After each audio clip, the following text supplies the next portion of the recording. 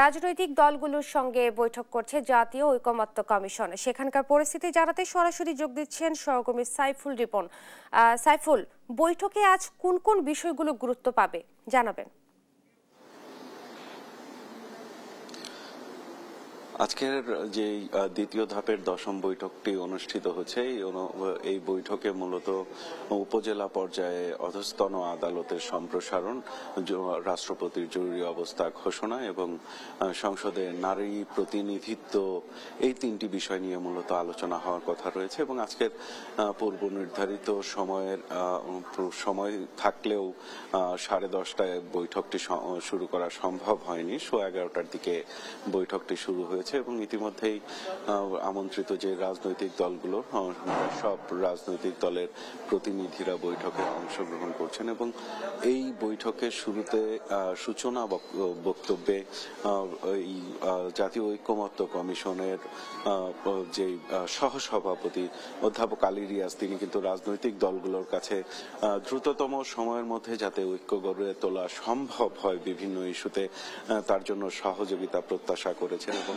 তার পাশাপাশি তিনি যেটি বলেছেন যে বিভিন্ন প্রস্তাবনা কিন্তু তুলে ধরা হয়েছিল এই রাষ্ট্র কাঠামো মেরামতের জন্য বিভিন্ন সংস্কার ইস্যুতে।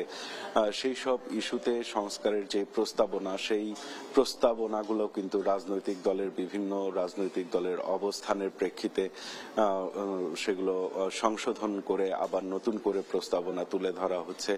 এবং তিনি যেটি বলেছেন যে এই যে ইতিবাচক এবং আশাবাদী ধারা নিয়ে আলোচনা চলছে, সেই ধারা যাতে অব্যাহত থাকে এমনটি প্রত্যাশার কথা জানিয়েছেন জাতীয় ঐকমত্য কমিশনের সহসভাপতি অধ্যাপক আলী রিয়াজ।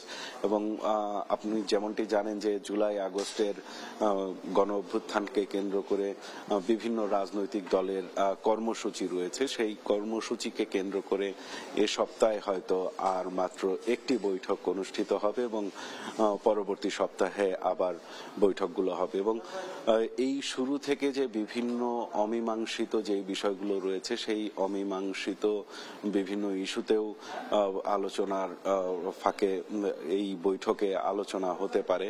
এবং অধ্যাপক আলী রিয়াজ যেটি জানিয়েছেন যে এই বিষয়গুলোতে আসলে মতানৈক্য রয়েছে, সেই বিষয়গুলোকে কিন্তু তারা পাশে রেখে যে নতুন প্রস্তাবনাগুলো আসছে, সেই প্রস্তাবনার ভিত্তিতে জাতীয় ঐকমত্য গড়ার চেষ্টা করছেন। এবং তিনি আশা প্রকাশ করেছেন যে দ্রুততম সময়ে রাজনৈতিক দলগুলোর ঐকমত্যের ভিত্তিতে যেই ঐক্য তৈরি হবে, সেই ঐক্যের ভিত্তিতে জুলাই সনদ চূড়ান্ত করা সম্ভব হবে।